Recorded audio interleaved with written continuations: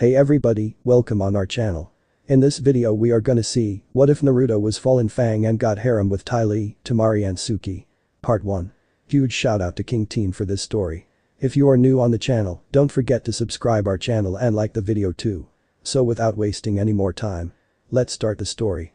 It was a cold night in Ba Sing Si.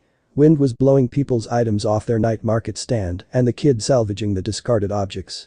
On a utility pole a man was crouched on it, surveying the town of his home. His electric blue hues peering down on some homeless people that were just scraping by. He used his incredible control over the earth to see from the pole.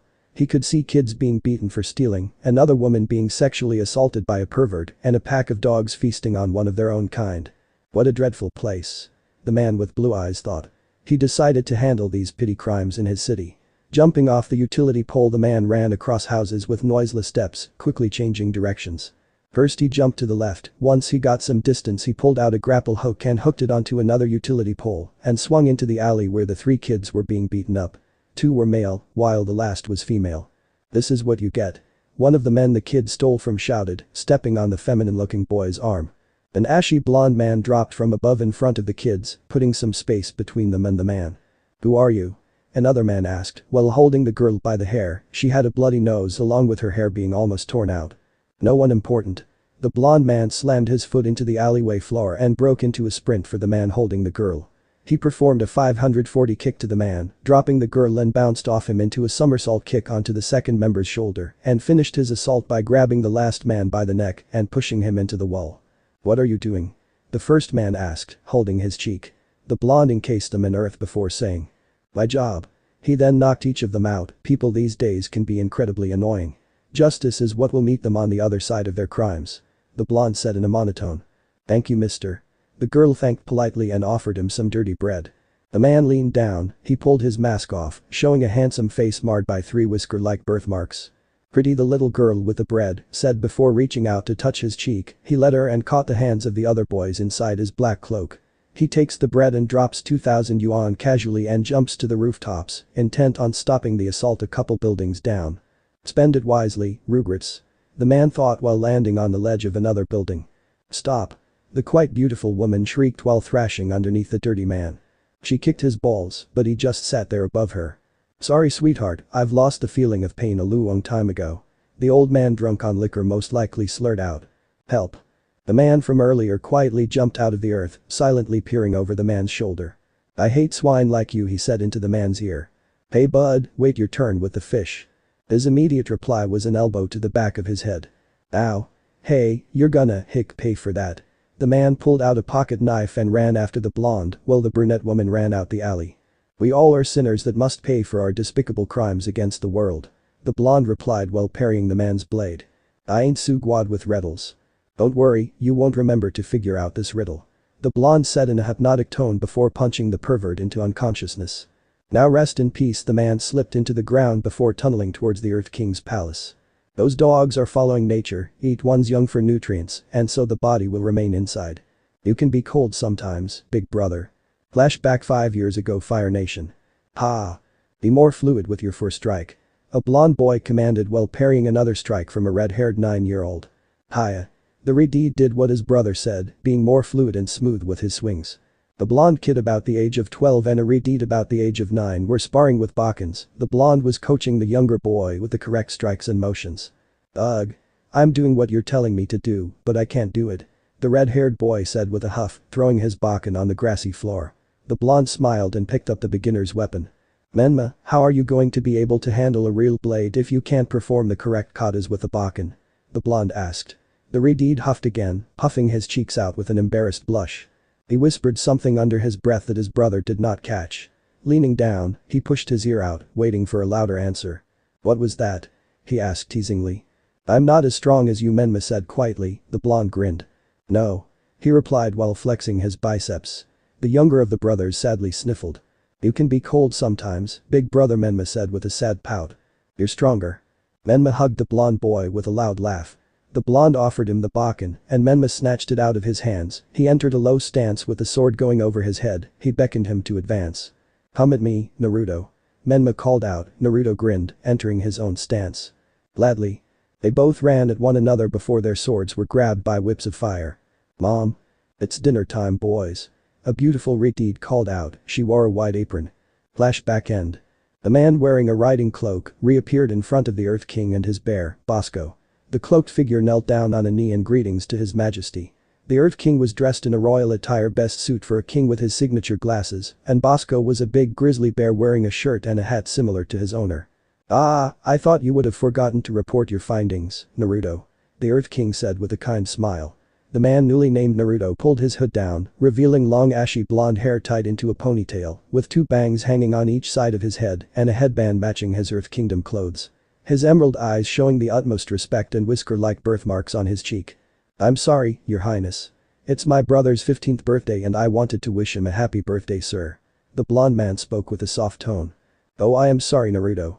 Please, report your findings to me," the Earth King requested in a rather serious tone. Bosco whimpered at his master's serious exterior, not used to this voice at all, more used to his kind and charming tone. "I found Wan Shai Tong's library."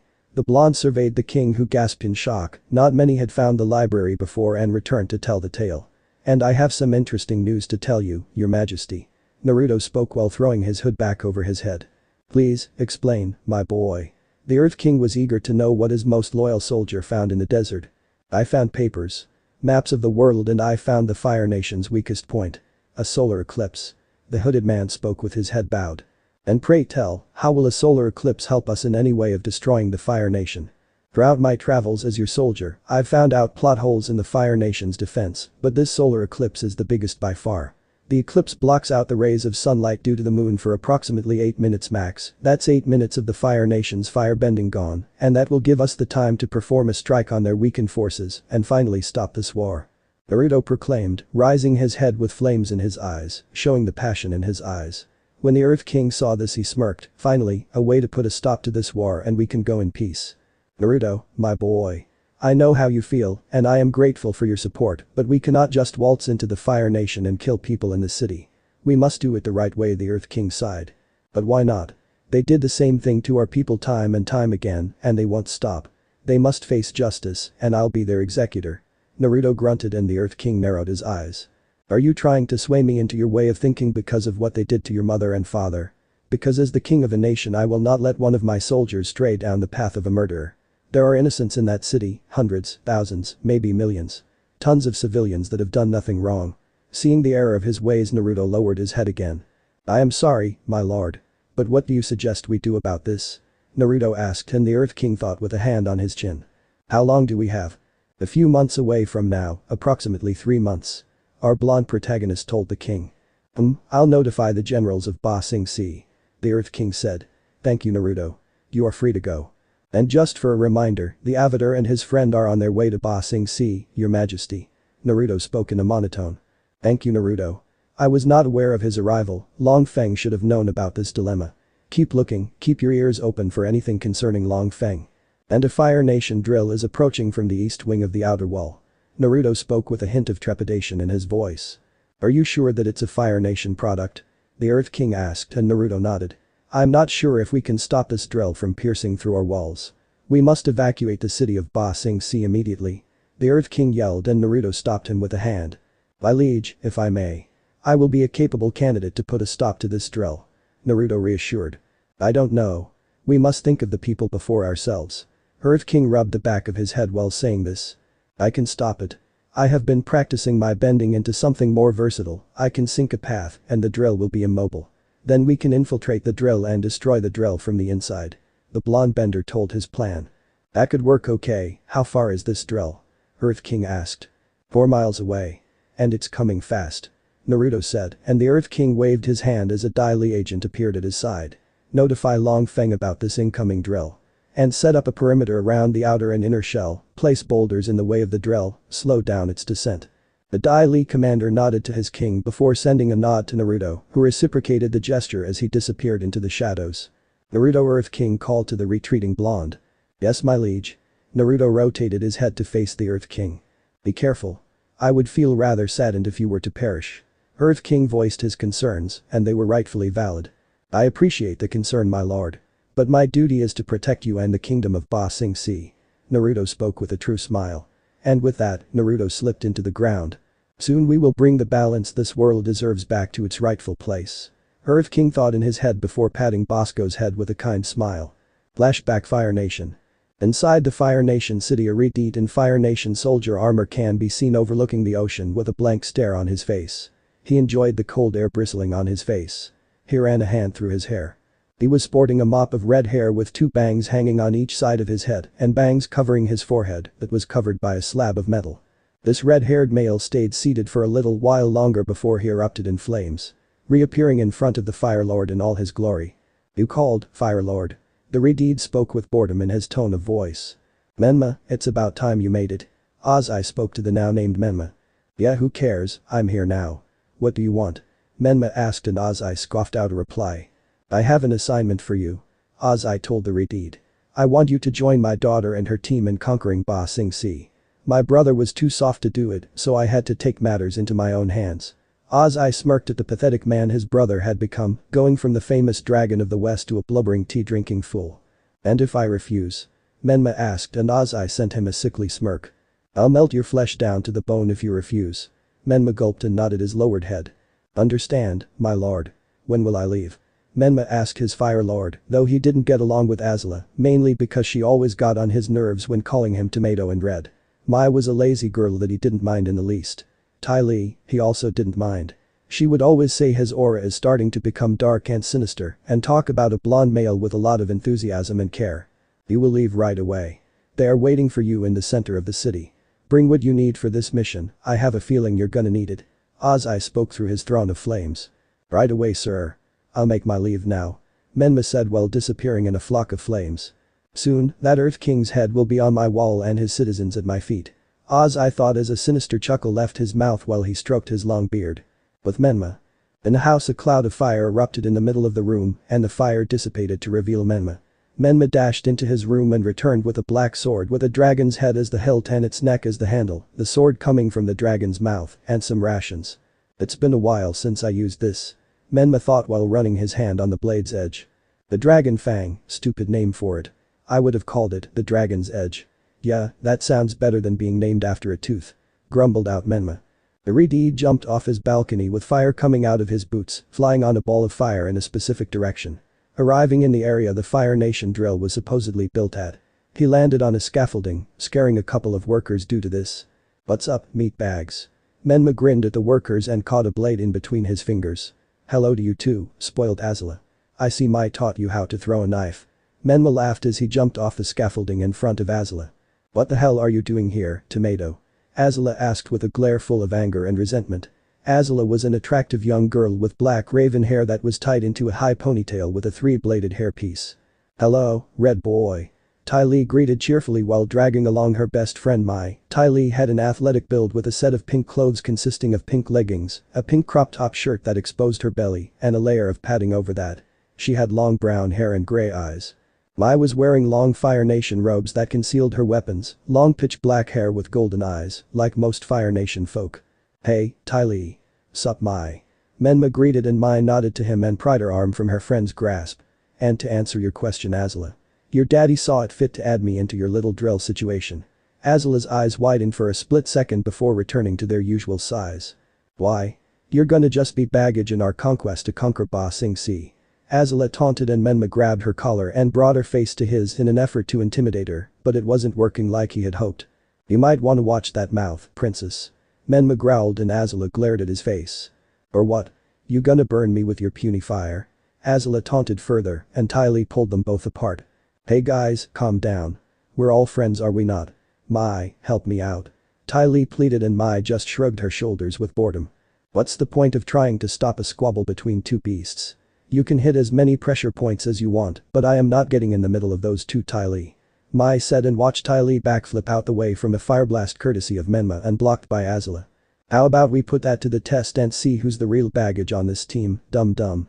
Menma smirked when he saw a vein pop on Azula's forehead. "You might want to watch where you step, Menma. I don't play fair with my prey." Azula warned him and blew some smoke out. "And I don't play games, little girl, this is the harsh world we're living in. You better adapt quickly or you'll surely be snuffed out." Menma warned and jumped towards Azula with her doing the same. They met in the center of the field and both threw a punch and both caught said blow. Releasing each other's hands, Azula sent a kick to Menma's midsection and he grabbed the leg before he began spinning her in a circle. "Is this all you got, so-called firebending prodigy?" Menma mocked and Azula placed his hands on the ground and dug her nails into the dirt for more grip and kicked Menma away. "Oh please, you're gonna have to try harder than that."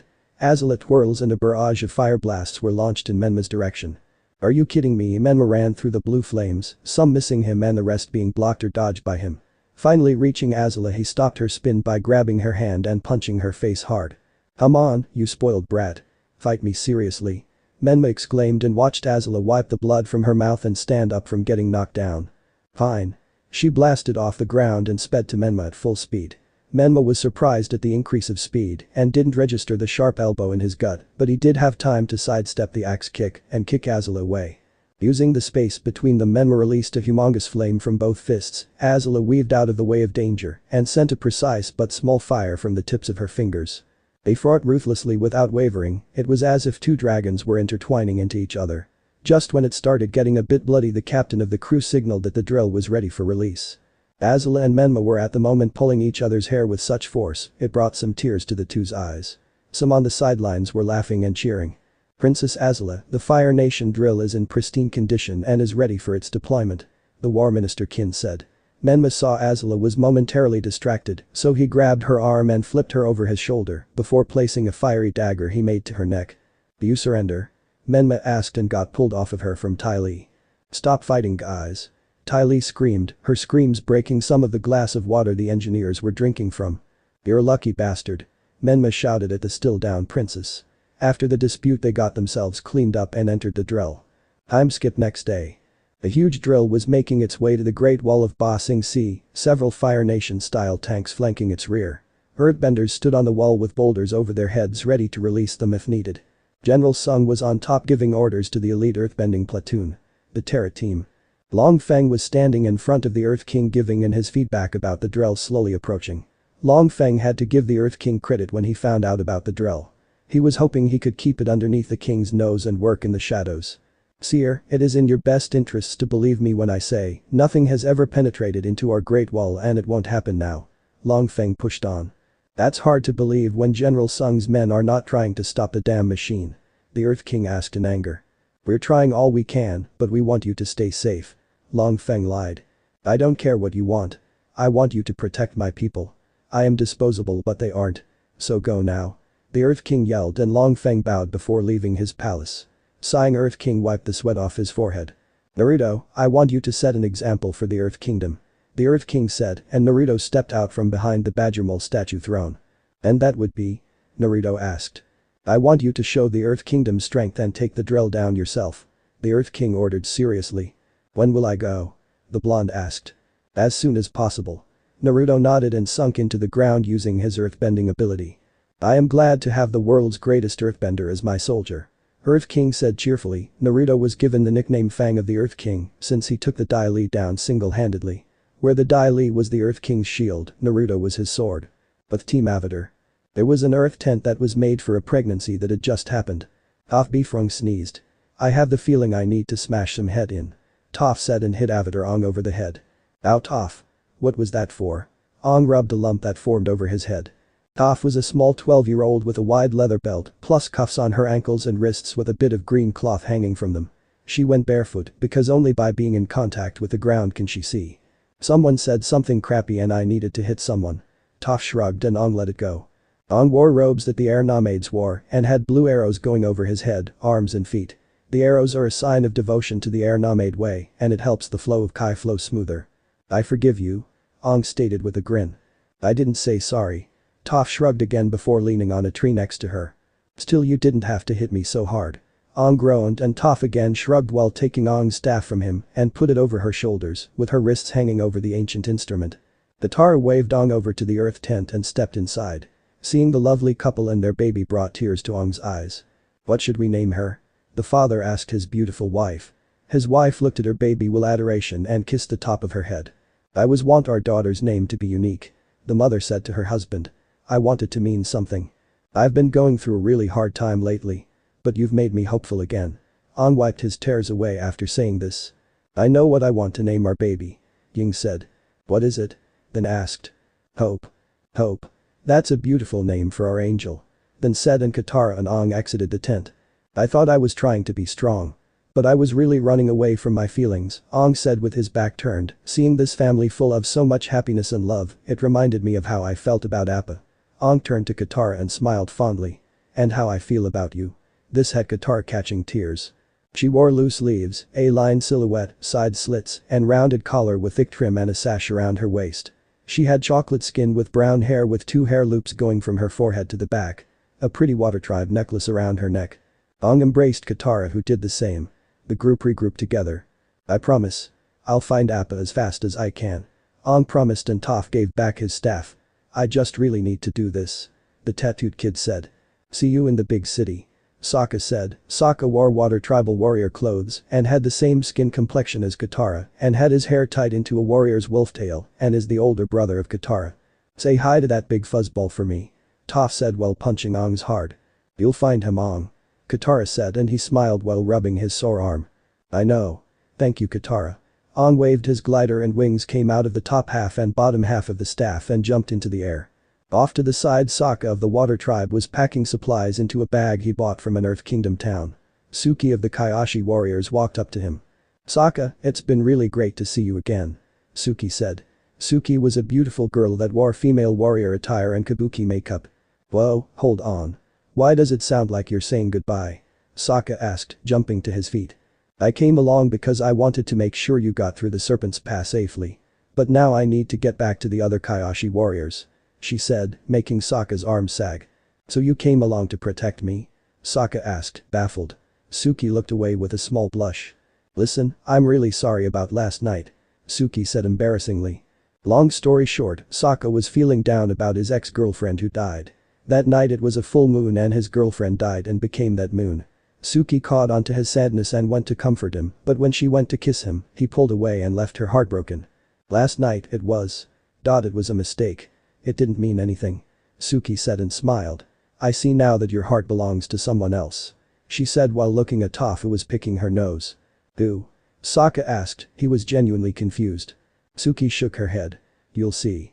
The Great Wall of Ba Sing Se. The bald kid with a blue arrow on his head and flying on a glider with a flying lemur at his side. They stood on the wall overseeing the city of Ba Sing Se. Sorry Momo. Appa's gonna have to wait. Aang told his friend Pet. Fire Nation tanks rumble across the terrain, a large metal mechanism following close by the Fire Nation drill, slowly moving its way toward the outer wall of Ba Sing Se. Several sections of the drill extend forward, releasing steam as spikes are driven into the ground. The drill's command module ascends where inside are Princess Azula, her friends, Mai and Ty Lee, Menma, and War Minister Kin and several operators of the drill. There were 3 thrones, Mai was on the far left with Ty Lee on her right and Azula was on the middle throne. Menma was sitting on the steps below the thrones. This drill is a feat of scientific ingenuity and raw destructive power. The War Minister said and Menma scoffed. What seems to be the problem, Menma? The War Minister asked with an edge to his voice and Menma smirked. Power isn't everything. If it's that destructive then why do you need so many Fire Nation tanks to flank its sides? The War Minister looked away at that point with a small blush. Exactly. You should have done a smaller drill so it wouldn't be seen so easily and burrow through the wall. A small hole going in and a big hole coming out. Menma said. Menma. Be quiet or I'll report your outburst as disobedience and we'll have to take it up against my father. Azula chastised and Menma quieted down but blew her a raspberry. Continue, Minister Kin. Azula said politely but showed no politeness on her pretty face. Once it tunnels through the wall, our troops will swarm the city and the Earth Kingdom will finally fall. And you can claim it in the name of your father. The War Minister said proudly. Nothing can stop us. Kin said confidently. Well he said this. Ty Lee looked through the periscope. What about those muscle Y guys down there? Ty Lee asked while removing her face from the periscope. She peers through a periscope at several Earth Kingdom troops using earthbending to create large trenches, Fire Nation forces following them in hot pursuit. The War Minister struck the periscope roughly alarming Ty Lee. Please. The drill's metal shell is impervious to any earthbending attack. He countered, having full confidence in his machine. Oh, I'm sure it is, War Minister Kin, but just to be on the safe side, Azula said sharply while looking at her 2 friends. Mai and Ty Lee, take the earthbenders out. She ordered. Mai was sitting there swinging a knife around her finger, relieved. Finally, something to do. Mai sighed and rose from her throne and walked out with Ty Lee flanking her. Why didn't you send me? Menma asked. Because, I'm going to need a right-hand man to help if everything goes south on our end. Azula told the redeed. Was that a compliment? Menma asked, a little tint of red on his cheeks. In turn Azula looked away with a small blush. And if it is? It's only business. Azula stated. Back with Team Avatar. With Team Avatar, minus Aang. Katara, Sokka and Toph can be seen escorting Nen and his family to the city. Aang appears, flying in on his glider with Momo behind him. Once he landed in front of the group, Momo perched on his shoulder. Katara looked surprisingly at the airhead. Aang, what are you doing here? I thought you were looking for Appa. She raised a delicate eyebrow. I was, but something stopped me. Something big. Aang told the group seriously before Aang took them to the base of the outer wall, where Aang and Toph used earthbending to transport everyone up the wall. Now what's so big that Appa has to wait? Sokka asked Aang, and when they got high enough they saw the Fire Nation drill in all its glory. That. Aang said. The group finally arrived at the top of the outer wall. We made it to Ba Sing Se and we're still not safe. No one is. Ying cried out despairingly and then huddled the family members together. An earthbender guard spotted them. What are you people doing here? Civilians aren't allowed on the wall. The earthbender hollered out. Aang stood firm in the guard's face and spoke the words. I'm the Avatar. Take me to whoever is in charge. Aang authoritatively said. The scene changes to a portion of the outer wall where a roof rises overhead, supported by tall arches. An Earth Kingdom general sits behind a desk with Team Avatar standing in front of him. General Sung greeted happily. It is an honor to welcome you to the outer wall, young Avatar, but your help is not needed. He told the group who face faulted. Not needed, Aang asked. General Sung waved a finger. Not needed. Sung said slowly. I have the situation under control. I assure you the Fire Nation cannot penetrate this wall. Many have tried to break through it, but none have succeeded. What about the Dragon of the West? He got in. Toph's smart and witty reply had slightly taken aback General Sung. Well, technically yes, but he was quickly expunged. He said confidently. Nevertheless, that is why the city is named Ba Sing Se. It's the impenetrable city. They don't call it Na Sing Se. He laughs, but subsequently turns serious. That means penetrable city. And would be rather inadequate. Yeah, thanks for the tour, but we still got the Drell problem. Toph reminded. Not for long. To stop it, I've sent an elite platoon of earthbenders called the Terra Team. That's a good group name. Very catchy. Sokka sent a thumbs up to the general for the great name. Team Avatar and General Sung peered down at the Terra Team, launching their assault on the Fire Nation Drell. They managed to overthrow one tank and get closer to the Drell. Ready attack.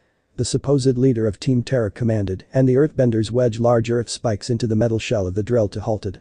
However, the Drell segment separate, reducing the columns to crumbles.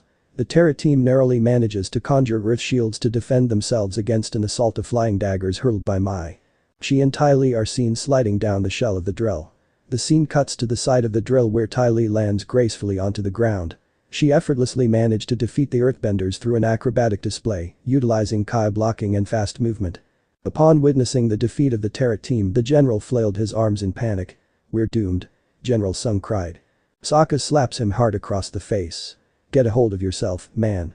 General Sung rubbed his red cheek. You're right. I'm sorry.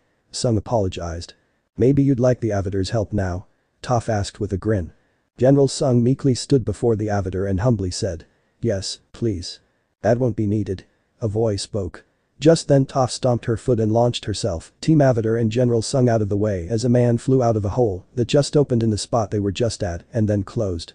Sokka landed on his face with Katara falling on top of Sokka comically and Aang gliding down and Sung fell on his back. The man with long blonde hair turned to face the general. Naruto was clad in Earth Kingdom attire and there were 4 semi-large gourds on his leather belt. Lord Naruto. The general bowed. Lord? Is he the Earth King? Katara asked. Toph was still stunned that she didn't sense him when he was under them. No. I'm the personal bodyguard of the Earth King. Naruto spoke in a monotone. And what do you mean our help won't be needed? Sokka asked Naruto. Exactly that. Your help isn't needed. Naruto then looked at Aang. Aang for a reason tensed up when he noticed the stare. Can I help you? Aang asked. No. I don't need your help, nor do we want it. Suddenly Naruto snapped at the boy. What's that supposed to mean? Toph asked. Naruto turned to look at Toph and said coldly. The world doesn't need the Avatar, bandit. Naruto said and the group stared in shock at the audacity that this guy has. How can you say that? Aang is the Avatar. Katara exclaimed and Naruto clicked his teeth. And he should have done his job. Naruto told her, making Katara step back, Sokka readying his trusty boomerang and Aang looked down. 100 years of bloodshed could have been stopped if you had just done your job. Naruto sneered, he began slowly approaching him. I never wanted this responsibility. Aang rebuked and Naruto clicked his teeth. I wouldn't either. But I'd still man up and do what was right for the spirit and physical world. Naruto saw Aang lower his head and Katara wrapped an arm around him. You can't just do that. He's the Avatar. Katara revised. You really like saying that, huh? Naruto said and Katara rubbed her neck, lately she's been saying that a lot. The world never needed an Avatar in the first place. No Avatar in history has done their job right and you of course haven't. Naruto spat. What do you mean no Avatar? You don't know anything about the past Avatars. Countered Aang and Naruto shook his head. I've been to Wan Shai Tong's library. He has info there that I've read. Avatar Sito was too focused on his country to care about the world. Avatar Yangchen had to deal with and break down isolationist politics. Yangchen also helped make peace between 4 nations, but at the cost of angering spirits. Naruto explained. Aang's eyes were wide, completely surprised by the knowledge of Wan Shai Tong's library. Avatar Kuruk had to spend all his time battling spirits and winds up neglecting the 4 nations. Kuruk dies early in battle from sickness, in turn leaving an unbalanced world. Nani Kaiashi creates a secret police to try and paper over the problems of her country, and Grandpa Roku showed favoritism to his home nation. Not taking matters into his own hands if it meant the best interest for his people. Naruto then stood in front of Aang who was shamelessly looking down. And you, when you die, your actions will backfire and leave a weight on the next Avatar who would have to clean up your mess. No matter how hard you try to stop the Fire Lord, you'll never do it how it's supposed to be done. Naruto then turned away from the Avatar. Throughout this team Avatar didn't speak, too engrossed with wondering what Naruto wanted to prove. General Sung. You might want to get your men from down there before they burn. Naruto warned, the group looked confused. He began walking away to the direction of the drill. You're wrong. Aang shouted. What was that? Naruto asked. I said you're wrong. I will bring balance to the world, but I'll do it the right way. Aang screamed at Naruto. All Avatars before you made the same promise, but they inevitably failed. What makes you so different? Naruto asked. Because I have my friends alongside me. Aang grinned. Naruto stared into Aang's eyes before scoffing. I'll believe it when I see it. Naruto walked away before whipping around and kicking some earth away. Everyone stared at Toph who had a fist stretched out. Yes. Let's fight. Right here, right now. Toph stomped her foot and Naruto laughed, though it was hollow. Fine. I'll humor you, come at with all you got. Naruto waved a hand mockingly. Toph growled and raised a huge boulder, then sent it to the blonde. Naruto beat his hand back and shot it out, destroying the boulder. He quickly did a quick follow-up attack by sending the smashed pieces of earth to Toph. Toph quickly raised up an earth wall to block the incoming projectiles. She blocked most of them, but to her surprise some got through and she made a makeshift shield with her sturdy arms. She slid back from the force. Might want to do a bit of a fence. Naruto called out and Toph threw sharp slabs of earth to him. He weaved through all of them, like a leaf floating through the air. Aang's eyes widened when he saw those movements.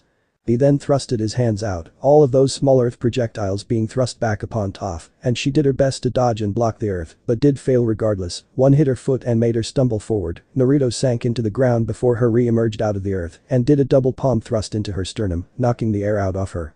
I have to admit. You're an excellent earthbender. Maybe even better than me, but I have experience that underground battles can't help you fight against. Naruto told the stunned group. Everyone was shocked at this, never had anyone beaten Toph so badly. Naruto jumped off the Great Wall of Ba Sing Se, and everyone panicked. Looking over the wall they saw Naruto falling, and Aang went to save him, but Sokka stopped him. Wait. Sokka exclaimed. Naruto falling mid-air opened the gourds on his belt, and sand came flying out before making a cloud of sand underneath him, and used his bending to help him fly. When you become as adept with earthbending as I, then I'll consider teaching you the art of sub-bending. Naruto told the blind one before he flew down to the drill and retracted his sand into the gourds when he near reached the ground. He proceeded to gather the wounded earthbenders and placed them on an earth platform and sent it up to the group. Inside the drill. What the hell was that? Azula asked no one in particular. They watched a cloud of sand fly down in front of the drill and an earth platform holding the injured soldiers. That looks so cool. Looks like an earthbender wants to have more fun. Ty Lee grinned savagely and looked at Azula. Can I go pretty please? Ty Lee begged Azula. Whatever. Do what you want. Azula dismissed her. Ty Lee skipped out of the chambers. Do you really want your loyal pets to do what they want? Menma asked and Azula glared at him. I mean, they are where you get your support from. Do you really want them to be running around doing as they please? Menma asked again. Shut up Menma. Azula sneered. Menma looked at her confusedly. What did I say? Menma asked confusedly. They are not my support. Azula spat. Are you going senile? I didn't say anything. Menma repeated. Getting fed up, Azula stood from her throne. Let's go. I want something to punch. Azula said and walked out of the chambers, and so did Mai and Menma. Outside the drill. Naruto brought his arms up before smashing them down in the drill's pathway. A ginormous crack in the earth. Before any form of creation, there must be destruction. Naruto slammed both hands on the ground before. Fire. The lead tank shot a blast of fire to Naruto's body. The blonde brought a wall of earth to block the fire. He lowered the barrier, glaring. He started his attack by shooting rocks at the holes where they shot fire.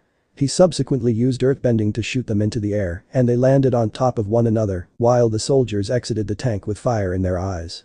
But Team Avatar. Watching this happen, the Avatar team was impressed with Naruto's earth prowess, and Toph was a bit jealous. She was the talk of her town as the best earthbender, even if that was through underground battles. She will beat this nobody in a matter of due time, or at least humiliate him. I think we should help him. Sokka suggested, and Aang was nodding with him. Katara was a little more reluctant due to the verbal lashing he gave Aang. Toph wanted nothing to do with him, but she could maybe rub it in his face that she, a blind little girl, saved his sorry butt. Oh, I don't think you would want to do that, young Avatar. General Sung advised. Why not? He's clearly outnumbered. Aang asked. Well, you see, he is a fugitive from the Fire Nation.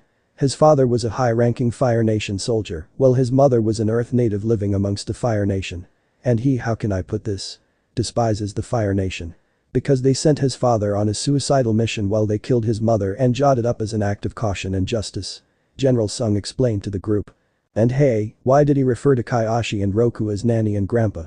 Sokka asked. General Sung laughed slightly at the irony. Well, you see. Naruto's mother, Kushina, was a descendant of Kakashi's daughter's line, Koko. And Naruto's father, Minato, on the other hand, was a distant grandson of Avataroku. General Sung laughed joyfully. Now that's why it's ironic. Avatar Aang is the reincarnation of Roku and Kakashi. General Sung laughed at the stupefied faces of Team Avatar. That's impossible, Aang muttered. He did sense a small kinship with Naruto, but for only a split second. I know that's nice and all, but we need to help. Sokka reminded the team. Yeah, we don't care how he feels about us stopping the fight, it's my job to keep the balance. Aang explained, his face red with anger. Creating a platform, he and Toph slid down the wall with the rest to survey and hopefully stop the fight. Oh, I hope you know what you're doing, young Avatar. Sung said, watching them slowly descend down to the floor. Back with Naruto. All 16 soldiers shot fire blasts simultaneously, and Naruto slipped into the earth before re-emerging with a ton of sand, encasing his legs, and used the sand to raise him higher and higher into the air. He then slammed his own body into the ground, in doing so spreaded the sand and encased all soldiers in the sand. His hands began closing in a squeezing motion. The soldiers' cries in pain being evident to Naruto, he glared at the wincing men with a certain look of finality. Egan. Naruto began muttering before he was blasted away by a huge gust of wind. He executed multiple mid-air flips and landed in a crouched position. What are you doing? Aang demanded. I'm doing what you're too afraid of doing, I'm putting a stop to this senseless fighting my way. Naruto moved his head and a boomerang came out. He then stomped his foot, creating an earth wave that knocked Team Avatar off their feet. He then encased the crew in earth. Stay put. Before this world will lose their Avatar. Naruto said and began squeezing his hands, the Fire Nation soldiers screaming in agony. Don't do this. It won't end well for you. Aang shouted and Naruto ignored him and continued squeezing. Stay out of this, airhead. The world has changed in more ways than one. Naruto said and Toph heard cracks coming from the wailing soldiers. She began to get frightened. She may act hard on the outside, but she was still a 12-year-old that still hadn't experienced death firsthand. Sandberry Naruto was almost done with his attack when he was hit from behind with wind once again. You should have listened when I said stop. Naruto turned around to see none other than Avatar Aang in his Avatar state. Naruto retracted the sand he was gonna for the fire soldiers and formed 9 sand tentacles coming from his back. Aang launched 5 massive boulders at Naruto, who grabbed them mid-air with sand and intended to throw them back to Aang. Using the opening he opened, Aang rushed forward and threw Naruto back with a palm strike infused with the air element to his midsection. Naruto felt a couple ribs crack from the shot. Aang created an air sphere around him and rounded himself on Naruto and blasted him back with an air thrust, the air convulsing from the pressure of air. Naruto stopped himself and landed without a struggle and used his sand and binded Aang air sphere, who was momentarily stunned and didn't react fast enough.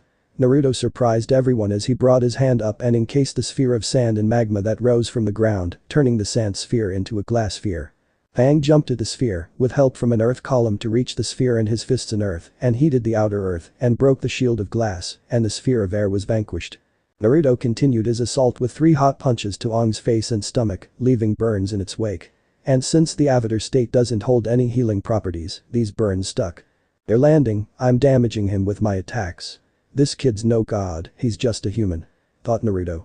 He then grabbed Aang and spun around, holding Aang by his ankles, and threw him into the Great Wall, leaving a crater in its wake. Aang rose from the hole in the wall, his avatar state flickering on and off due to not being used to prolonging a battle while simultaneously using the avatar state. Aang then made an air whip and wrapped it around Naruto's foot before whipping him around in a ton of circles and releasing him onto the ground, resulting in a huge Naruto-sized hole to appear. He climbed out of the hole with his shirt ripped to tatters.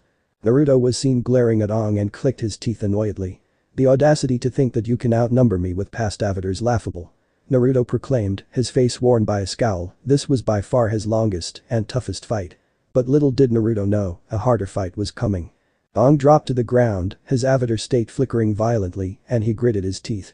The blonde earthbender jumped at Aang and grabbed his head before tossing him towards the drill that was still moving. Aang's back was shredded to bits and he screamed in agony. He was rebounded off the drill, and Naruto made Aang land on his back, and Naruto rose some earth for Aang to land on. Let's end this. Naruto said and grabbed Aang's collar, but he was whipped on the head. Now what? He growled and turned around before ducking underneath a water whip. I know that move. You were trained by Paku, weren't you? Naruto asked Katara, who had tears in her eyes. How do you know Master Paku? The water tribe girl asked angrily. He taught me the ways of the water. I learned under him, I studied the styles of all the nations, including the air nomads. It made me a powerful bender. Naruto said. Katara shot her water at Naruto, who summoned up dust pillars that deflected the water and turned it to mud. She tried separating the water from the dust, but Naruto threw Aang to Katara. I suggest you heal him. He is selfish, he is arrogant, he is also a pest. But my grandparents are somewhere in there. Naruto said and Katara nodded, dragging Sokka and Toph, who had wide eyes while looking at Naruto. Toph. Let's go. Sokka yelled and dragged her away, and she bent their way back up the wall. Naruto watched them leave before dropping down to a knee, blood coming from his mouth, his back hurt like hell and standing in front of the drill's drill, he lavabends the earth beneath it. He spreads the lava until the entire space under the drill is lava, causing the machine to sink into it and become unstable. He went to walk away, seeing as his job was done, before Naruto. Ty Lee's scream reached Naruto's ears and forced him to stop his attack. Whipping his head around, he saw Ty Lee's flexible body spinning through the air. Naruto thrusted his hand and encased Ty Lee in sand before using lava bending to heat the sand, turning it into glass. Oh, it's just you. Hello, Ty Lee. It's been a while. Huh? Naruto greeted with a nod. Ty Lee teared up a bit with a grin. Hey Naru. Can you let me out? Ty Lee asked politely but with an edge.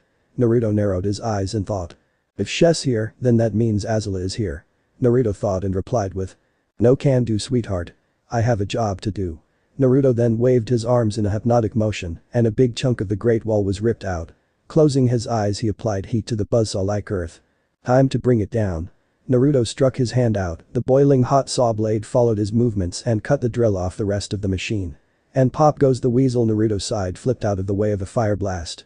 Well, if it isn't the traitorous scum, Azula made her presence known and shot another blast of fire to Naruto. He weaved out of the way and shot some earth to her unprotected side, throwing her off the drill. And if it isn't the spoilt brat. Hey my. Naruto greeted the black-haired beauty who sent a volley of throwing knives. He brought up an earth wall that blocked the view. Azula smashed the wall with a hard kick.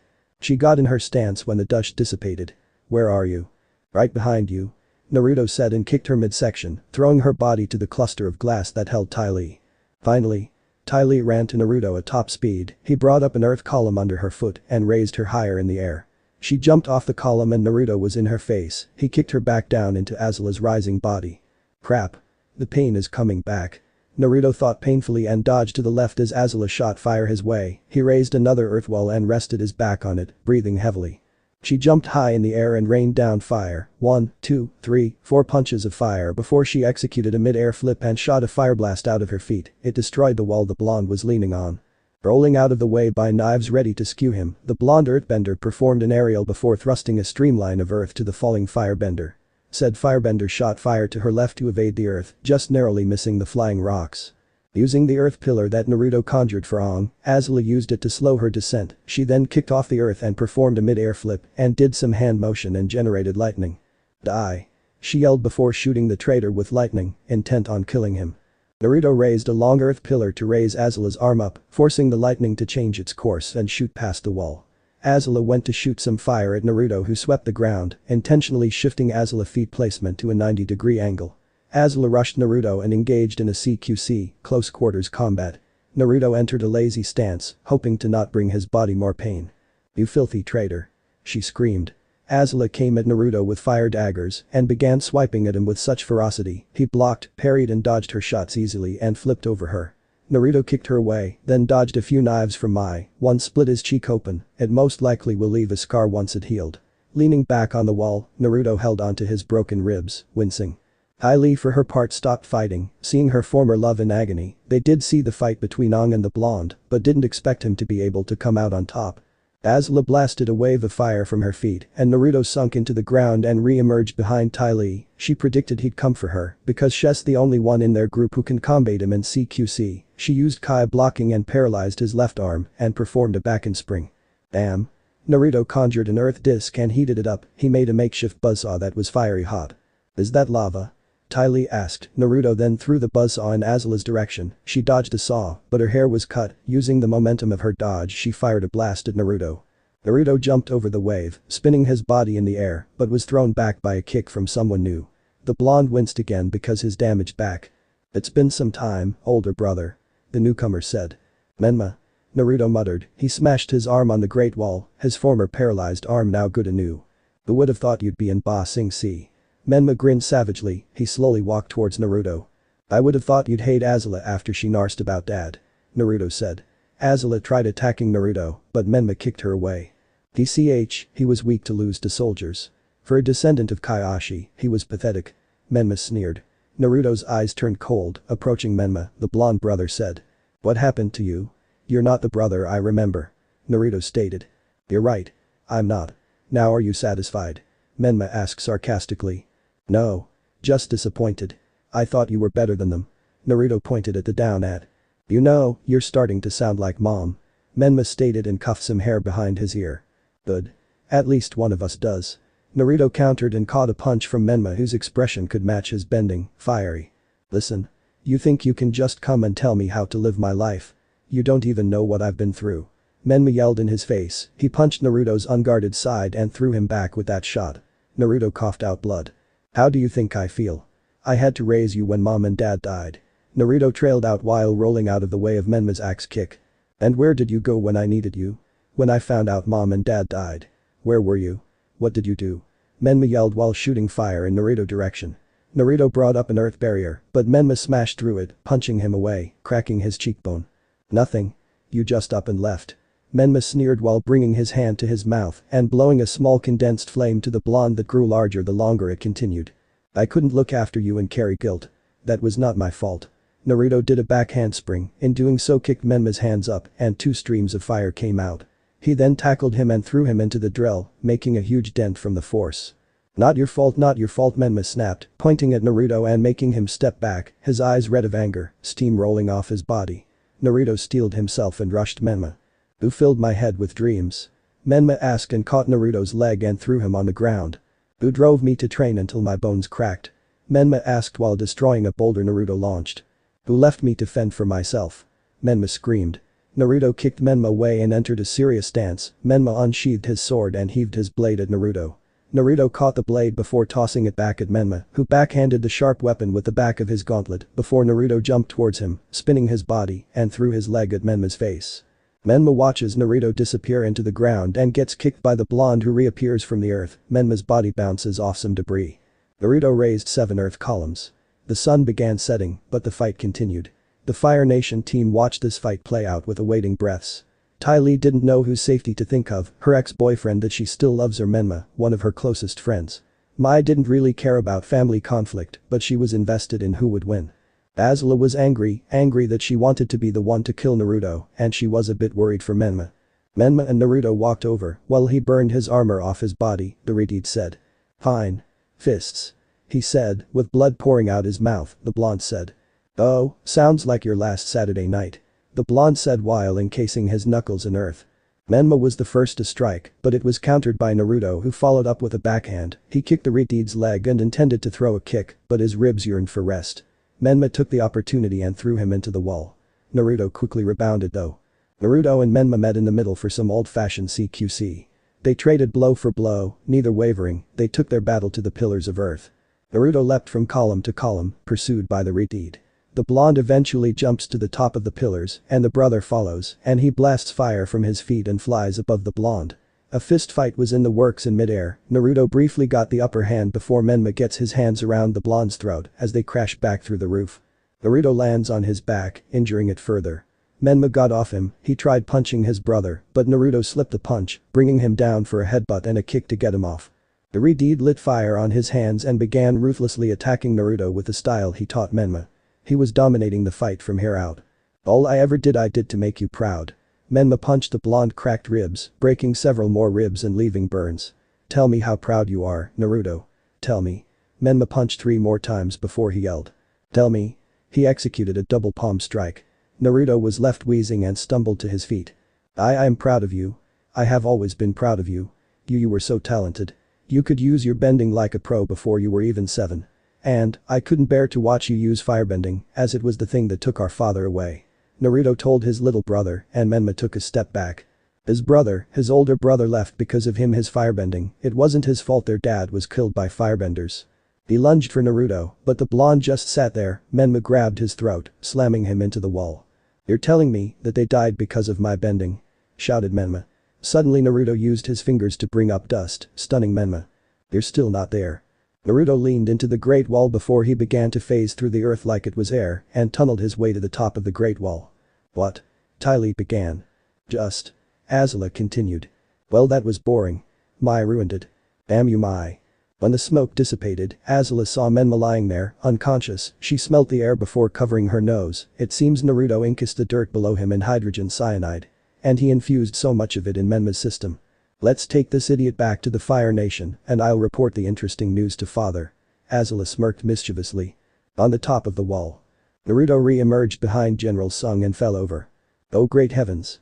General Sung exclaimed, gaining the attention of Team Avatar. Katara had just finished all he needed was some healing on his burns, and that's it. Sokka was sitting down and Toph was trying to earthbend. Or lavabend, you couldn't tell because she didn't even know what she was doing. What's wrong with him? Katara asked and Sokka peered over the wall. Probably involves that. Sokka points to an injured Azula, a slightly scratched Ty Lee, and a bored Mai holding an unconscious Redeed. Azula, Ty Lee and Mai.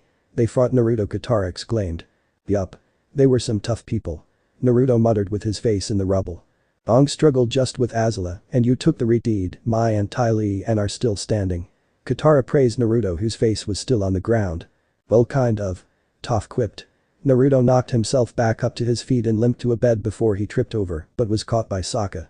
Strange, I weigh nearly 196 pounds, and it doesn't look like you're straining. You're a strong warrior, aren't you? Definitely the leader. Naruto praised Sokka's strength, and Sokka dropped Naruto on the floor to gloat on his strength. Ow. Oops. Sorry. Sokka apologized and helped Naruto up. He began telling Naruto that he's the best warrior in his village, and he was even given citizenship in the Northern Water Tribe. Katara was treating Naruto's numerous injuries. His broken ribs, split cheek, vertebrae fracture, broken cheekbone and his bruised nose. Naruto was at the moment unconscious. How is he even alive? These injuries would kill a normal person. Katara stated matter-of-factly, this time Toph quipped in. We earthbenders have a tough exoskeleton due to our rough training regimen. Toph said intelligently. Sokka's sweat dropped while Katara took it with a grain of salt. How'd you get so smart? Sokka asked dumbfoundedly. I had an expensive education. Grumbled Toph. Aang began waking up from a terrible nightmare. Ah. Aang gasped and sprung up from his bed, in turn freaking Sokka and Toph out. Sokka fell off one of the futons, and Toph jumped to her feet in shock. What is it? Enemies. My parents. Toph fired earth in every direction in fright. Aang, you're awake. Katara sighed in relief. What happened? Aang asked Katara, holding his head in slight irritation. Naruto kicked your butt, Twinkletos. Toph grinned. Then why is he unconscious? Aang asked confusedly. Because he fought Azula and her little girl squad in a Redeed that threw him around like a ragdoll. Sokka explained, and Aang looked at Naruto's prone form in disbelief. They beat me and still fought the Fire Nation. Is that what a true master of Earth is capable of? Aang wondered inwardly. So? What about the drill? Aang asked and Sokka pointed over the wall. Take a look for yourself. Sokka said. Aang did so and peered over the wall, his eyes widened to the size of saucers from what destruction Naruto caused. The drill was submerged in lava that was still hot and he saw a ton of dense, blood and destroyed debris surrounding that area. What happened? Aang asked and Sokka shrugged his shoulders. I don't know. Sokka said.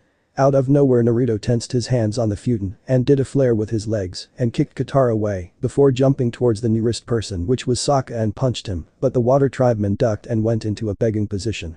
I'm sorry for dropping you, Earthbender Lord Ness, Sokka exclaimed and unintentionally dodged a kick from Naruto by bringing his head up to beg. Sokka noticed something. Hey, he's asleep. Sokka stated and Aang blasted Naruto outside. No. Aang, look, he's just sleeping. True to Sokka's words, Naruto was lying comfortably on the concrete with a sweat-drenched face. Katara made a place by his side with her hands bending water near his temples. He's having a nightmare about something. We have to wake him. Katara said and looked for Toph. Toph, you're an earthbender. How do you wake one who is unconscious? The waterbender asked. What? So you think just because I'm an earthbender means that I know how to wake him up, Toph asked, and Katara looked at her funny. Yeah? Katara said. Toph then earthbended a bunch on earth pillars underneath Naruto. She then started stomping her feet hard. Ah, Toph, are you sure this is a good idea? Aang asked and Toph replied with. Don't worry, his rough skin won't be damaged. She yelled over the skin smacking earth noise. Naruto started stretching and sighed in relief, fully enjoying the rough wake-up call. He then rolled off the rock massage machine and fell on his face. Ah. That felt good. Naruto groaned while stretching more and a lot of cracks were heard. Naruto, you're awake. Katara gasped, not thinking Toph's methods would actually work. Naruto just walked past Katara and bowed to General Sung. It was an honor working with you. Naruto said his piece and walked outside. He walked past Aang and Katara, but he threw a rock at Toph who caught the stone. Practice hitting the rock. Naruto said, and the blind bandit tossed the rock away over the wall. The blonde earthbender then pointed at Sokka. Thank you for catching me before I fell. You are a leader that puts the safety of his squad before the mission. Naruto praised and Sokka stood straight in front of this adversary. He was a man with honor and a keen eye for people who had it. Hey, what about us? I could use a thank you for saving you. Katara stated with a twitching eyebrow. Who are you again? The Fang of the Earth King asked. I'm the girl that saved you. And I have a name. Katara crossed her arms. Naruto just stood there before continuing his walk. Well, Katara yelled. Hey, I don't know your name and frankly, I don't wanna know. I'm going back to my king's side. Naruto told the rest. Naruto, how did you know about lavabending? Aang asked seriously and with genuine curiosity. The monks taught me that the avatar could only lavabend. Aang stated. You must be referring to Sito. He mixed earth and fire. Well, I'm just controlling molten rock. That's it. There's no special story or any rare secret about lavabending. Naruto told him before jumping off the Great Wall into Ba Sing Sea. With Azula. After the failed attempt to conquer Ba Sing Sea, which was seized by Naruto, Azula called in a warship and dragged Menma back to the Fire Nation in a stretcher. Azula was also treating Menma's wounds. He had cracked metatarsals in his right hand, a broken rib and a concussion. Her face held a scowl while replacing the towel on Menma's burning head. Ty Lee was sitting on a bed next to theirs, they were staying in a common room on the warship. It was well furnished for a warship. Mai was sitting at the end of Ty Lee's bed, sharpening her knives with a bored expression. Naruto was a powerful adversary for Azula and her team, but Menma practically beat him, so that clearly means she can do it too. Right? Lala Azula. You sure are enjoying yourself over there. Ty Lee teased and Azula glared at her. Don't be foolish. I am just replacing the towel on Tomato's head. Azula lied with a small blush, almost unnoticeable to even Mai. I can see you blushing. Ty Lee continued teasing and Azula began getting sick of it. Enough of your childish nonsense. I am just doing what has to be done to nourish him back. Azula snapped and Ty Lee quieted down. Thank you. A few minutes passed. So, what's you and Menma's couple name? I'm thinking Menzula or Azuma. Ty Lee asked and Azula's cheeks flushed red and she covered her face. What about Azuman? Mai asked and Ty Lee wrapped an arm around her friend's neck. I know you like doing this type of stuff. Ty Lee inwardly and outwardly cheered. Azuman it is. Ty Lee proclaimed. Menma began moving. He went to punch Azula unconsciously, but she stopped him and lowered his hand down. Strange. He's asleep, right? Azula asked her two companions. Turning back, she was frightened when she saw Menma's body sitting up with an angry scowl. Ah. The three girls screamed. Two guardsmen that were behind the door busted through and shot fire at Menma who they thought was an intruder. Menma combined their fire together to make a bigger flame and threw it back.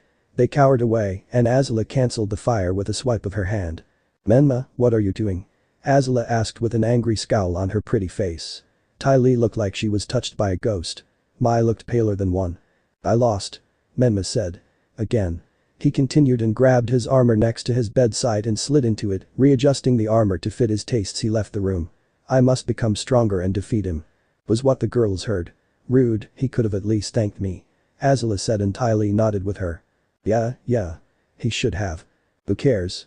He's just being a sook because he got his butt handed to him," Mai said while cleaning her nails with her knife. But Zuko and Iroh, Lee and Mushy. In the refugee camp there was a ticket woman inspecting Zuko and Iroh's tickets. "So, Mr. Lee and Mr. Mushy, is it?" The ticket woman with a mole on her head. Iroh sweat drops. "It's pronounced Mushy," Mushy said matter-of-factly. The woman wore an annoyed scowl and went to accuse him. "You telling me how to do my job?" the ticket lady asked. Mushy approached the ticket booth and touched the woman's chubby hand. No. But may I just say you're like a flower in bloom. Your beauty is intoxicating." Mushy sent her a compliment. The ticket woman's expressions range from annoyance to flirtatiousness. "You're pretty easy on the eyes yourself, handsome. Rar. Welcome to Ba Sing Se." She stamped their tickets. Iroh thankfully takes the tickets and Zuko snatched his ticket with a disgusted look. "I'm going to forget I saw that," Zuko promised before walking away. Jet could be seen overlooking Zuko, now under the adopted alias Lee. "I think Lee would make a good freedom fighter. He's just trying to find his way in the world, like us," Jet said, full confidence in his choice of picking. "You don't know anything about him, Jet," Smellerby said, her hands on her hips. "I know he didn't get that scar from a waterbender," Jet said confidently. "Besides, I thought we were going straight now." Smellerby reminded Jet of his past actions. "We are, and the new freedom fighters could use a guy like Lee. What do you think, Longshot?" Jet asked his hat-wearing companion. Longshot looked at him silently with a meaningful look on his face and blinked his eyes. "I can respect that," Jet said. Scene change. Jet and his friends were watching Lee and Mushy sitting at the train station. Zuko and Iroh. Jet approached them and sat next to Lee. "So, you guys got plans once you're inside the city?"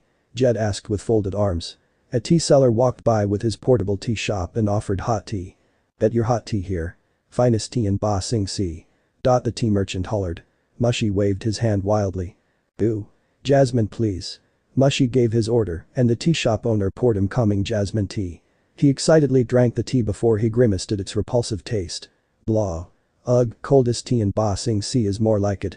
What a disgrace," Mushy said in outrage. "Hey, can I talk to you for a second?" Jet motioned Lee to follow him, which he reluctantly did so and followed the renegade. "You and I have a much better chance of making it in the city if we stick together. You want to join the freedom fighters?" the leader of the freedom fighters asked with a grin. "Thanks, but I don't think you want me and your gang," said the scarred prince, looking away with inner shame written on his face. "Come on, we made a great team by looting that captain's food. Think of all the good we could do for these refugees." Jet enticed, Lee walked back to his uncle. "I said no," Lee said with more tone in his voice. "Have it your way," Jet said. He catches sight of Mushy, who is sipping his now steaming hot tea, causing his eyes to widen in shock and realization. Lee, approaching Iroh, glances over his shoulder at Jet, who narrows his eyes and walks away. Angrily, he knocks the teacup out of Mushy's hand. "Hey!" Mushy yelped when the hot tea grazed his skin. Lee whispered between gritted teeth, "What are you doing firebending your tea?" For a wise old man, that was a pretty stupid move. Lee growled. "I know you're not supposed to cry over spilled tea," but he sniffled. "It's just so sad." Mushy whimpered. "Last call for Ba Sing Se," the head captain said into the intercom. Jet, who is storming toward the train, Longshot and Smellerby following close behind. "Jet, relax. So the old guy had some hot tea. Big deal."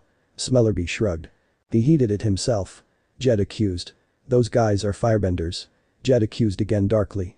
Mushy and Lee entered the train and took a seat surprisingly next to Ying and Then's family. Noticing the baby, Mushy smiled grandfatherly. "What a handsome baby." Mushy coddled the baby. "Thank you," Ying said. Back with Naruto. Naruto was walking through the halls of the Earth King's palace. He nodded to the respected generals. He quietly knocked on the Earth King's doors, which were huge in size and money depth. "Come in," the Earth King shouted. Naruto opened the doors and walked to his leader and bowed. "Naruto, I almost thought you didn't make it. But how is that possible, right? The Earth King joked. He did however see Naruto numerous wounds and frowned. Hibernation mechanism. Exterminated. Naruto said with finality. Excellent. Report.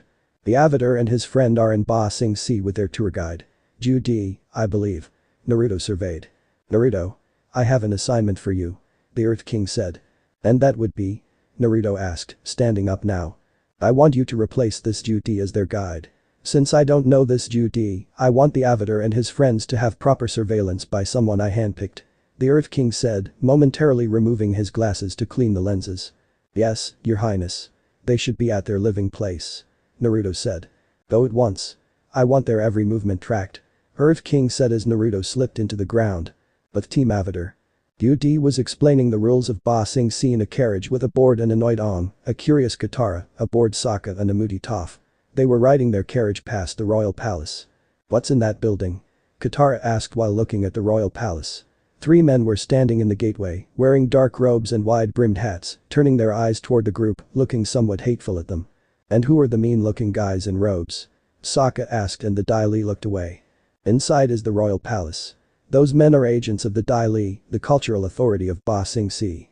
They are the guardians of all our traditions. Judy said cheerfully, her fake smile still on her face. Can we see the king now? Ong asked rather impatiently.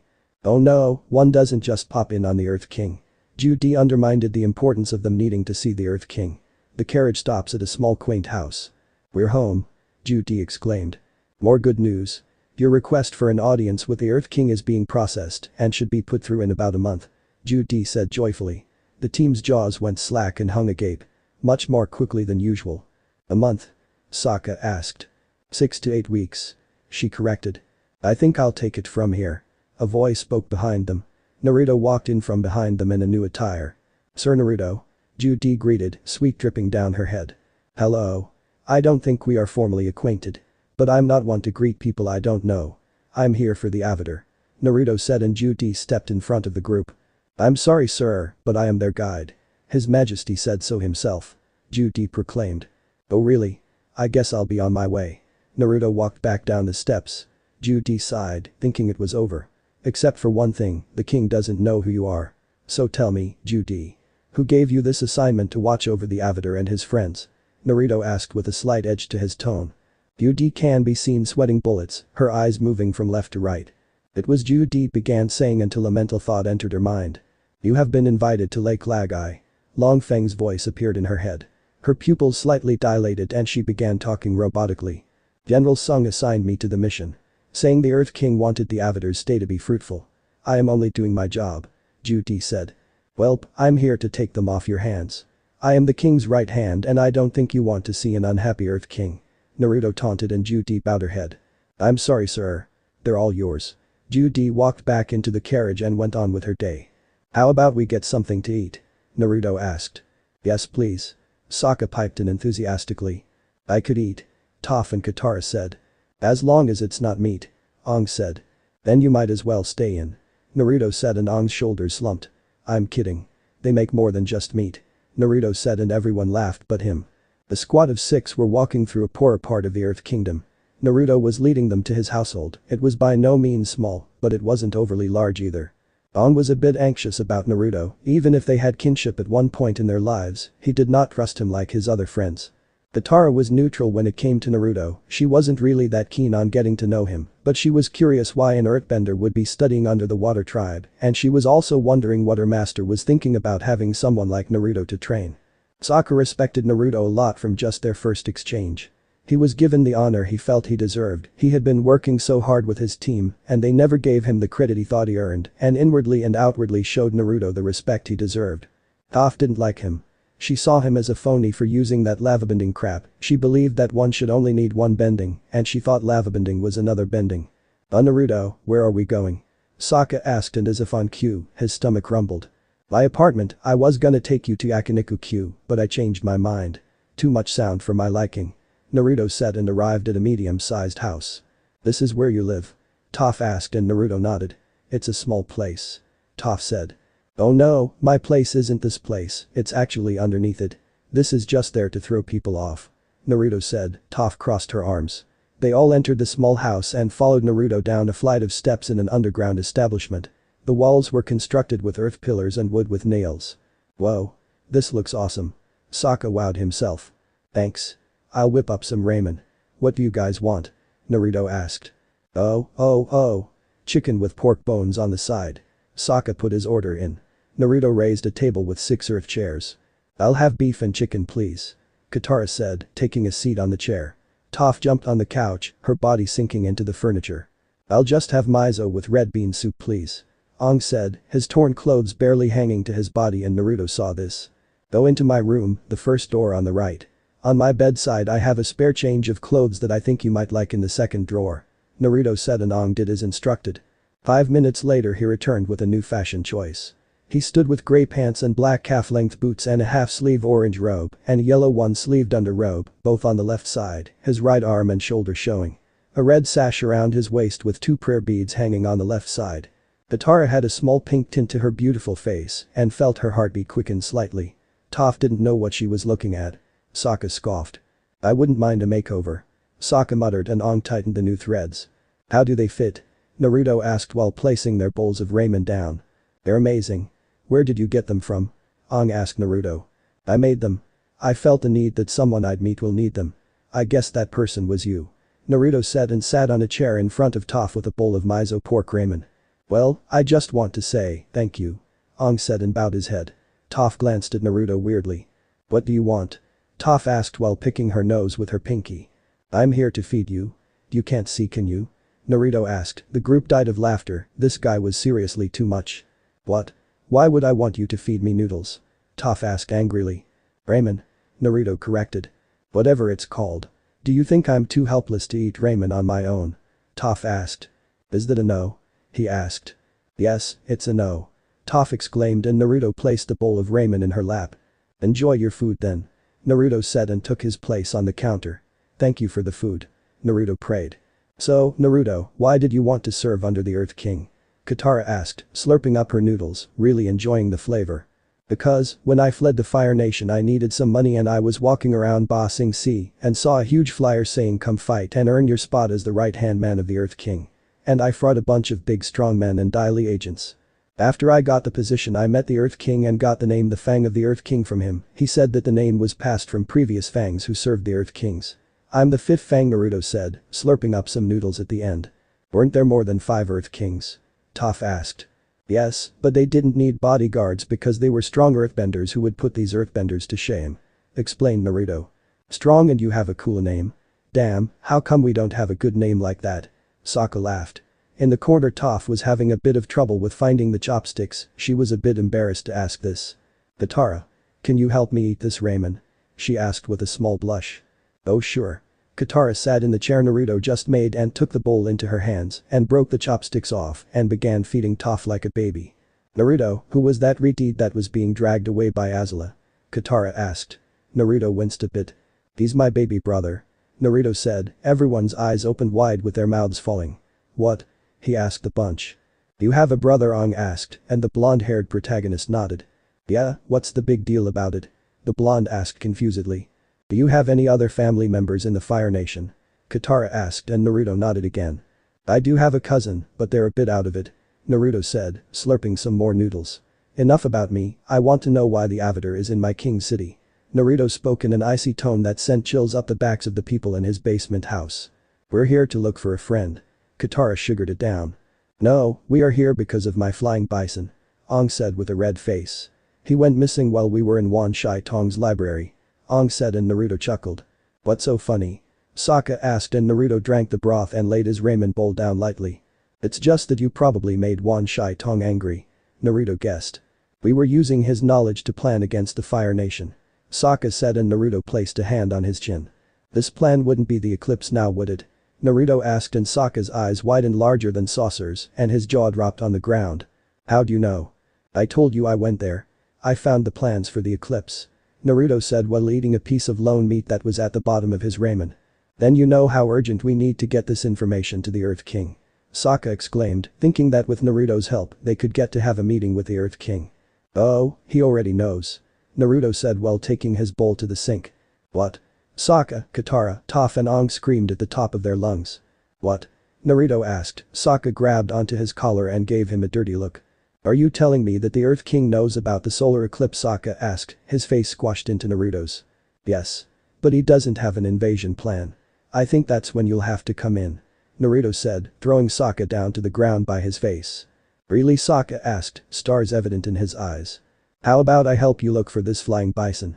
Naruto asked and Aang pumped his fist with a grin on his face. Alright.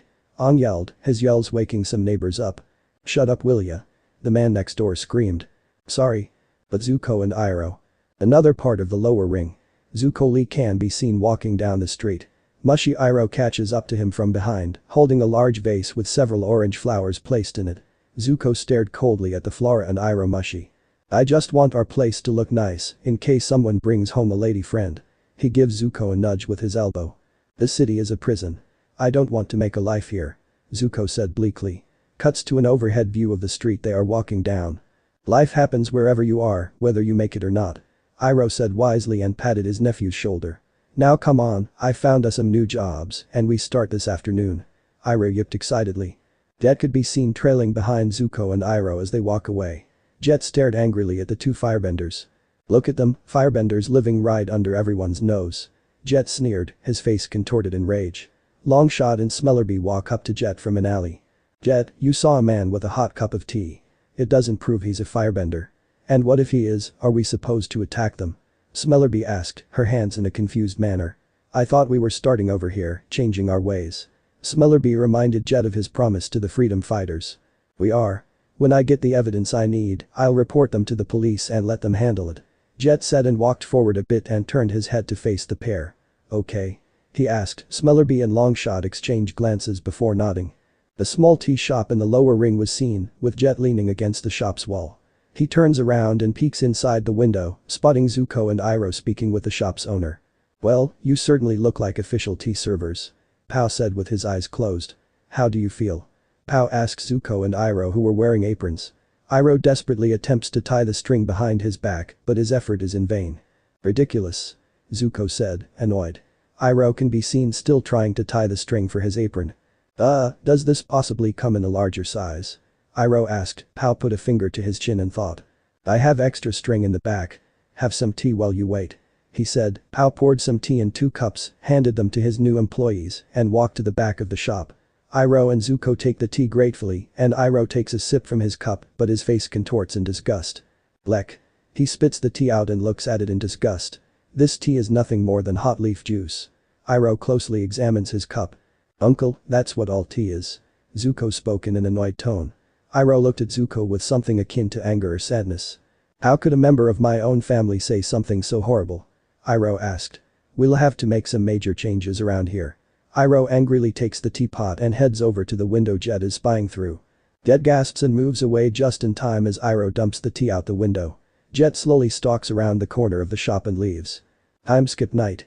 Zuko and Iroh spent their whole day learning how to serve tea, and after a long day of work, Zuko and Iroh are living in some apartments that were given to them from Pow. Jet can be seen spying on Zuko and Iroh from a balcony in the shadows, hiding behind a clothesline in the apartment across theirs. Would you like a pot of tea? Iroh asked Zuko. We've been working in a tea shop all day. Zuko huffs while laying down. I'm sick of tea. Zuko said. Iroh took offense to this, tea was his life, his calming place, and here his nephew was belittling it. Sick of tea? That's like being sick of breathing. Iroh compares and rummages through the cupboard beneath the counter, where he is standing. Have you seen the spark rocks to heat up the water? Iroh asked Zuko. Jet, who was sitting behind a clothesline, opened his hand showing some emerald-colored rocks. They're not there. You're gonna have to firebend, old man. Jet whispered to himself. Where are you going? He asked, seeing as Iroh walked from his spot by the counter. Humming back to the counter. I borrowed our neighbors. Such kind people. Iroh said with a kind voice. He strikes the rocks near a pile of twigs below the teapot and creates a flame. Jet, frustrated, ducks behind the clothesline and leaves. With Team Avatar. Naruto was sitting on the floor in a lotus position in front of Toph, who was listening to him carefully. He was coaching her in the art of lavabending. Sokka was sleeping on the bed that was formerly a couch with Katara and Aang sleeping on 2 hammocks hanging from the top level of the house. Lava bending is a rare ability because the earth is so far down that most benders can't feel it. But there's earth and lava, that's how I bend it. I bend the earth and in turn bending the lava. I can also phase change earth into lava. Naruto explained. He bent some earth to the surface and broke a piece off before phasing the earth into lava and that into a buzzsaw disc. Whoa. I can't see and I can feel the heat. Toph said and Naruto nodded. He placed his hands on the ground. Toph felt the motion and did the same. What are we doing? Toph whispered. Naruto shushed her. Shhh. Concentrate on the earth, feel for it. When you find it, seek for something more warm, more hot. Something far lower. Naruto said sagely. Toph began searching, looking for what he was looking for. She was sweating from the stress she was putting on her mental stability. Find the earth. Naruto whispered and Toph's eyes shot open when she felt something, in the corner a metal pipe slightly bent out of place. Naruto saw this and nodded. Earthbending, huh? Never thought of that. Naruto said in his mind. Toph lowered her head in anger at not finding the hot stuff Naruto was on about. I can't get it. I can't sense anything except for the stuff up here. She frustratedly said, her hands in her hair, trying in vain to pull her hair follicles out. That's some sleep. We have a big day ahead of us. Naruto said while making an earth bed for her. He walked to the nearest wall and laid down. Moving so his headband was sitting over his eyes. Early in the morning. Sokka woke up early, yawning and stretching. He patted his stomach and left the couch. He intended to leave outside, but didn't know where the exit was. He accidentally opened a door that he probably wasn't supposed to. He walked in and saw it was a dojo of some sort. He saw bokkens, wooden kunai and throwing stars that were wood. He was at a loss for words. He was in a training dojo. Morning. Someone said in the doorway. Sokka turned around and saw Naruto wearing a white tank top with black kung fu pants and tape around his ankles and calves. Good morning. Sorry for snooping, I was looking for the exit. Sokka said with a nervous chuckle. Naruto pushed him out of the way and went on his knees in front of a shrine. He motioned Sokka to join him. Sokka took a lotus position and twiddled his thumbs. The shrine was one of Avatar Kaioshin with the original Kaioshin warriors. Tell me about yourself, Sokka. Naruto said. Sokka's shoulders perked up. Well. My dad is the chief of my village of Wolf Cove in the Southern Water Tribe. My mom was alive. Sokka said somberly. Fire Nation, I'm guessing? Naruto asked. Yeah. When my father left to help fight against the Fire Nation, I was left behind to watch over my tribe and protect Katara and the rest of the village. Sokka explained.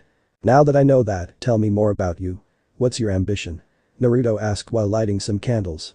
I want to prove myself.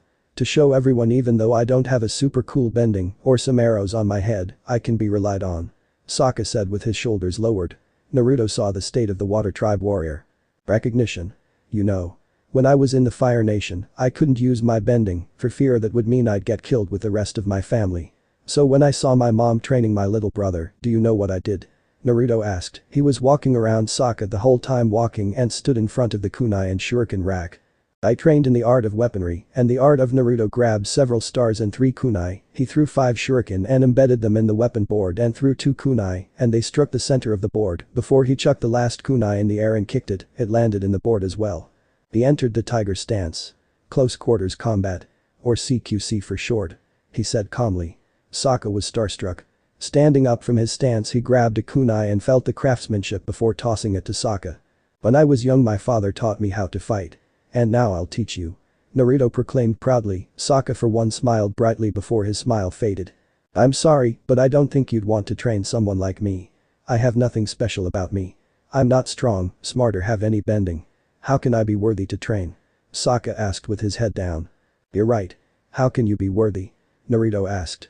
He then grabbed a wooden sword from the sword rack and swung it at Sokka who stopped the strike with the kunai Naruto gave him.